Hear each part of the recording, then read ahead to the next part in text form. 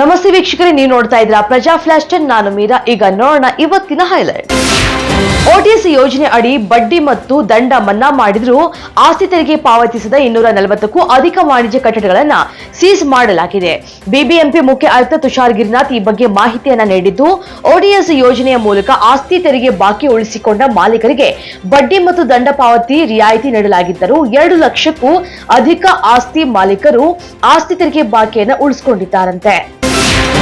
ಮೈಸೂರಿನ ಚಾಮುಂಡಿ ಬೆಟ್ಟದ ತಪ್ಪಲಿನಲ್ಲಿ ನೂತನವಾಗಿ ನಿರ್ಮಿಸಲಾಗ್ತಾ ಇರುವಂತಹ ವಿಶ್ವ ದರ್ಜೆಯ ಉತ್ಕೃಷ್ಟ ಮಟ್ಟದ ತಾರಾಲಯ ಸ್ಥಳಕ್ಕೆ ಸಂಸದ ಯದುವೀರ ಕೃಷ್ಣದತ್ತ ಚಾಮರಾಜ ಒಡೆಯರ್ ಅವರು ಭೇಟಿಯನ್ನು ನೀಡಿ ಕಟ್ಟಡದ ಕಾಮಗಾರಿಯನ್ನು ಪರಿಶೀಲಿಸಿದ್ರು. ಈ ವೇಳೆ ತ್ವರಿತಗತಿಯಲ್ಲಿ ಹಾಗೂ ಅಚ್ಚುಕಟ್ಟಾಗಿ ಕಾಮಗಾರಿ ಮುಗಿಸುವಂತೆ ಅಲ್ಲಿದ್ದ ಅಧಿಕಾರಿಗಳಿಗೆ ಸೂಚನೆಯನ್ನ ನೀಡಿದ್ರು. ಮಹಿಳಾ ಮತ್ತು ಮಕ್ಕಳ ಕಲ್ಯಾಣ ಇಲಾಖೆಯ ಸಚಿವೆ ಲಕ್ಷ್ಮೀ ಹೆಬ್ಬಾಳ್ಕರ್ಗೆ ಸಂಬಂಧಪಟ್ಟಂತೆ ವಿಧಾನ ಪರಿಷತ್ತಿನಲ್ಲಿ ನಡೆದಂತಹ ಘಟನೆ ಹಿನ್ನೆಲೆಯಲ್ಲಿ ಬಿಜೆಪಿ ವಿಧಾನ ಪರಿಷತ್ ಸದಸ್ಯ ಸಿಟಿ ರವಿ ವಿರುದ್ಧದ ಪೊಲೀಸ್ ದೌರ್ಜನ್ಯ ಆರೋಪವನ್ನ ಗಂಭೀರವಾಗಿ ಪರಿಗಣಿಸುವಂತೆ ರಾಜ್ಯಪಾಲ ಥಾವರ್ ಚಂದ್ ಗೆಹ್ಲೋಟ್ ಅವರು ಮುಖ್ಯಮಂತ್ರಿ ಸಿದ್ದರಾಮಯ್ಯ ಅವರಿಗೆ ಸೂಚನೆಯನ್ನು ನೀಡಿದ್ದಾರೆ. ಸದ್ಯ ರಾಜ್ಯ ಕಾಂಗ್ರೆಸ್ ಪಾಳೆಯದಲ್ಲಿ ನಡೀತಾ ಇರುವಂತಹ ಬೆಳವಣಿಗೆಗಳ ಬಗ್ಗೆ ಮಾಜಿ ಸಚಿವ ಗಾಲಿ ಜನಾರ್ದನ್ ರೆಡ್ಡಿ ಮಾತನಾಡಿದ್ದಾರೆ. ಮೂಡ ಹಗರಣದ ಎಫೆಕ್ಟ್ ಸಿಎಂ ಸಿದ್ದರಾಮಯ್ಯ ಈಗಾಗಲೇ ಭಯದಲ್ಲಿದ್ದಾರೆ.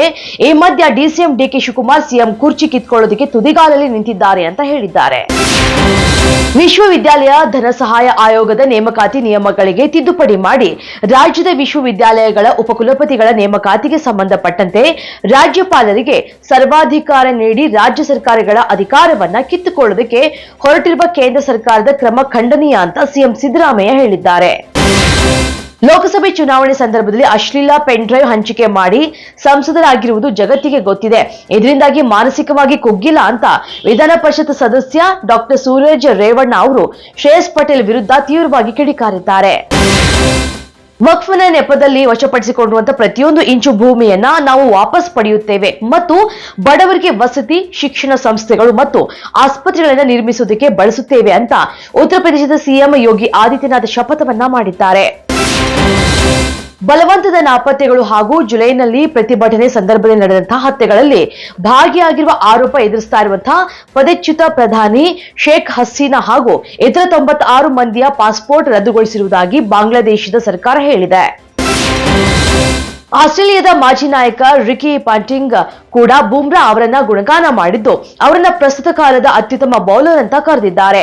ಹಾಗೂ ಆಸ್ಟ್ರೇಲಿಯಾದ ಮಾಜಿ ಬ್ಯಾಟರ್ ಮತ್ತು ನಾಯಕ ಮೈಕಲ್ ಕ್ಲಾರ್ಕ್ ಬುಮ್ರಾ ಅವರನ್ನ ಎಲ್ಲಾ 3 ಸ್ವರೂಪಗಳಲ್ಲಿ ಅತ್ಯುತ್ತಮ ಬೌಲರ್ ಅಂತ ಕರೆದಿದ್ದಾರೆ. ವಯೋವೃದ್ಧ ಚಲನಚಿತ್ರ ನಿರ್ಮಾಪಕ ಪ್ರೀತಿಶಿ ನಂದಿ ಅವರು ನಿಧನರಾಗಿದ್ದಾರೆ. ಅವರಿಗೆ 74 ವರ್ಷ ವಯಸ್ಸಾಗಿತ್ತು. ಜನವರಿ 8, 2025 ಸಂಜೆ ಮುಂಬೈನಲ್ಲಿರುವಂತಹ ತಮ್ಮ ಮನೆಯಲ್ಲಿ ಅವರು ಕೊನೆಯುಸಿರನ್ನು ಎಳೆದಿದ್ದಾರೆ. ಅವರು ಹೃದಯಾಘಾತದಿಂದ ನಿಧನರಾಗಿದ್ದಾರೆ ಅಂತ ವರದಿಯಲ್ಲಿ ತಿಳಿಸಿದೆ. ಇದಿಷ್ಟು ಇವತ್ತಿನ ಅಪ್ಡೇಟ್ಸ್. ಇನ್ನಷ್ಟು ಅಪ್ಡೇಟ್ಸ್ಗಾಗಿ ನೋಡ್ತಾ ಇರಿ ಪ್ರಜಾಧ್ವನಿ ಟಿವಿ.